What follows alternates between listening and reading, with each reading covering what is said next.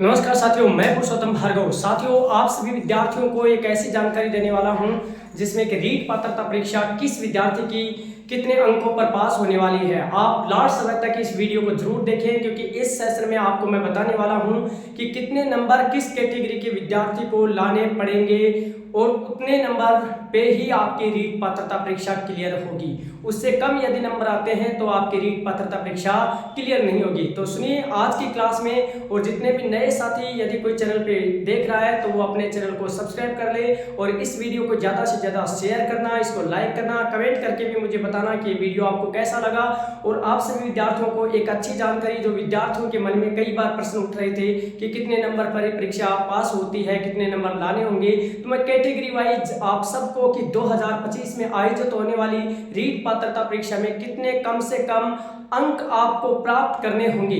तो सबसे पहले तो आपको पता होना चाहिए कि ये 150 अंकों की परीक्षा होने वाली है। 150 अंकों की परीक्षा।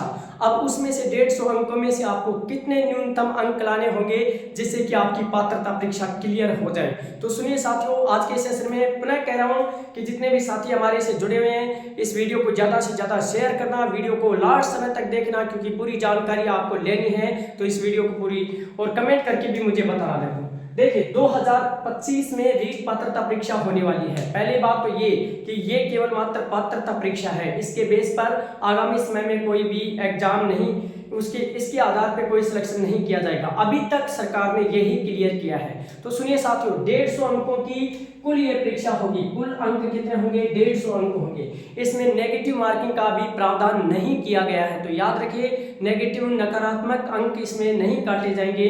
तो सुनिए, सामान्य श्रेणी का जो भी विद्यार्थी होगा, सामान्य श्रेणी का, उसको 60% अंक लाने होंगे। 60% का मतलब कम से कम 90 अंक उस विद्यार्थी के आएंगे, तब जाकर उसकी पात्रता परीक्षा क्लियर होगी। कम से कम 90 नंबर लाने होंगे, तब जाकर उसकी पात्रता परीक्षा क्लियर होगी साथियों। फिर उसके बाद में बताने जा रहा हूं मैं एमबीसी ईडब्ल्यूएस। एमबीसी और ईडब्ल्यूएस कैटेगरी में आने वाले विद्यार्थियों के लिए मैं बता दूं कि 55% मार्क्स उनको उन 150 अंकों में से प्राप्त करने होंगे, अर्थात 82.50 यानी 82.5 नंबर उनके अंक जब आएंगे न्यूनतम, तब जाकर उनकी पात्रता परीक्षा क्लियर हो पाएगी। याद रखना इसको। देखो 82.5 नंबर। साथ ही में देखिए SC ST अनुसूचित जाति व अनुसूचित जनजाति के विद्यार्थियों को 55% और अंक लाने होंगे 150 में से 82.5 नंबर, जिसके विद्यार्थी के आएंगे उसकी पात्रता परीक्षा क्लियर होगी। पात्रता कम से कम इतने नंबर लाने होंगे।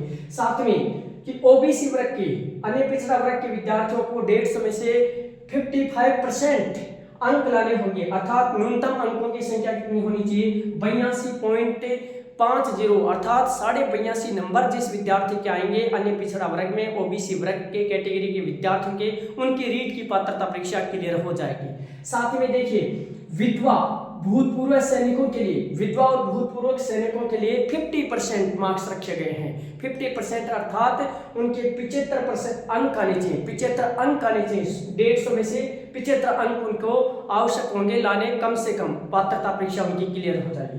साथ में देखो दिव्यांग विद्यार्थियों के लिए 40%, दिव्यांग विद्यार्थियों के लिए 40%, इसका मतलब 60 अंक जिस दिव्यांग विद्यार्थी के आगे उसकी पात्रता परीक्षा क्लियर हो जाएगी। साथ ही विद्यार्थियों शहरिया जनजाति है, उसके विद्यार्थियों को 36% अंक लाने होंगे।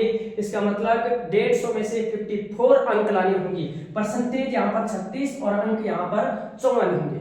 साथियों, इसके साथ ही मैं जानकारी दे दूं कि पिछले लास्ट टाइम जो एग्जाम हुई थी पात्रता परीक्षा की, इन कैटेगरी के विद्यार्थियों के जो 82.5 नंबर मैं बता रहा हूं, 82 नंबर पर भी एलिजिबल कर दिया गया था। लेकिन आप कम से कम, वो मामला लंबा चला था, कोर्ट में गया, फिर जाने के बाद में वो मामला आता है 82 नंबर पे भी एलिजिबल कर दिया गया था उनको। लेकिन आप सभी विद्यार्थियों को बता दूं कि ये जो अंक हैं, कम से कम ये अंक जिस विद्यार्थी के आएंगे, जिस कैटेगरी में आएंगे, उनकी रीट की पात्रता परीक्षा क्लियर हो जाएगी।